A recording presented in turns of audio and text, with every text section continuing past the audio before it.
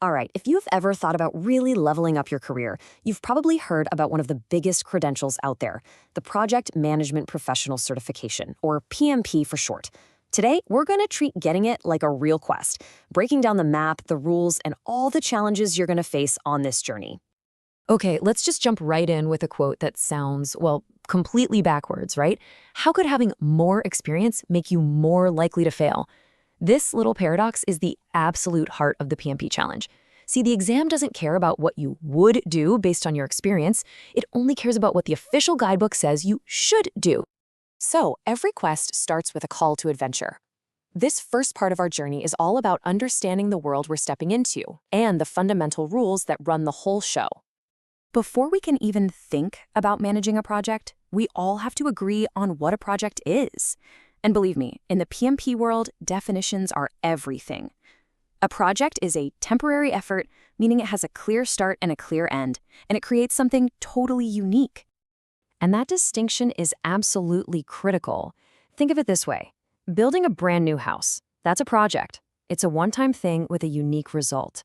But providing daily IT support, that's operations. It's the ongoing, repetitive work that just keeps a business humming along. The PMP exam lives and breathes entirely in the world of projects. Which brings us to the two golden rules for this quest. Rule number 1, the official guidebook, the PMBOK, is law. It's your absolute source of truth. And rule number 2, and this is the one that gets everybody, you have to, at least for a while, forget your real-world experience. You've got to learn to see the world the PMBOK way. Okay, so let's talk about that guidebook. For anyone taking on the PMP quest, the project management body of knowledge, the PMBOK, is basically your wise old mentor and your indispensable treasure map, all rolled into one. So what exactly is the PMBOK? It's way more than just a textbook. I want you to think of it as a giant framework of best practices. It details 49 distinct processes that guide pretty much any project you can imagine, from that first light bulb idea all the way to the finish line.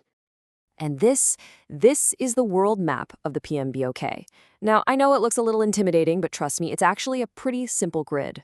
On one side, you've got 10 knowledge areas. That's the stuff you need to know, like scope and cost. And across the top, you've got 5 process groups. That's when you do things. Every single one of those 49 processes we just talked about, it fits somewhere on this map. So let's break that down. A process group is just a simple way to organize the work based on its timing. Think of them as the major stages of your journey. And here are those 5 stages, laid out in order. You start by initiating the project, getting the green light. Then you plan it out in massive detail. Next, you execute the plan, which is where you do the actual work. But while you're executing, you are constantly monitoring and controlling to make sure you stay on track. And finally, you formally close the whole thing out. It just makes sense, right? And a knowledge area? Well, that's just a specific field of expertise. It's the specialized knowledge you need to manage things like the project's scope, or its schedule, or its budget. All right, let's talk about the trials, the big challenges that every project manager has to face. In the PMP world, these are known as the 3 baselines, and they are essentially your measures of success. Now, here's the really important thing to get about baselines. They are not set in stone. A baseline is the original plan plus any changes that have been officially approved. It becomes the official yardstick that you and everybody else agrees to measure the project's performance against. So your first trial is the scope baseline.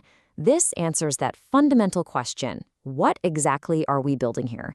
It lays out all the work that's required, and just as important, only the work that's required to get the job done. Next up, you face the schedule baseline. This is the official, approved timeline, mapping out all the key start dates, end dates, and milestones. It answers the big question, when will it be done? And the third trial is the cost baseline. This is the approved budget all laid out over time. And answers, you guessed it, how much is this whole thing going to cost? Together, these 3, scope, schedule, and cost, form what we call the triple constraint that a project manager is constantly trying to balance. Now, the way you manage those baselines can be really different.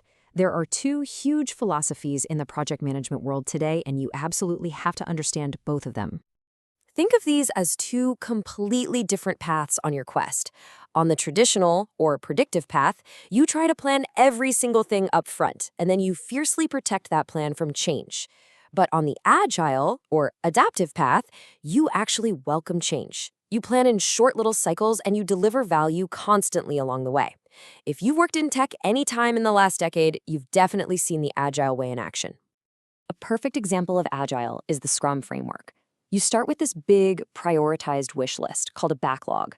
A team then grabs a small chunk of work and goes into a short cycle called a sprint. At the end of that sprint, they have a real working piece of the product to show off and get feedback on. And then they just do it all over again.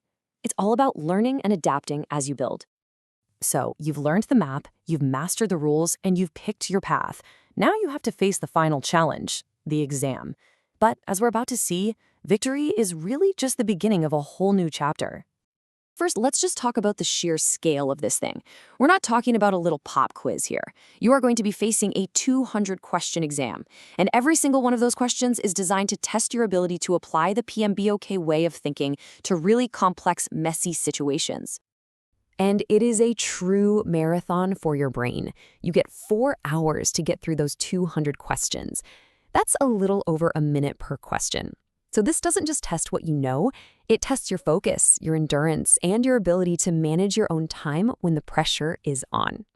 But here's the kicker that a lot of people miss. Passing the exam is not the end of the journey. To keep your PMP certification active, you have to earn 60 professional development units, or PDUs, every 3 years. This credential is a serious commitment to being a lifelong learner in your field.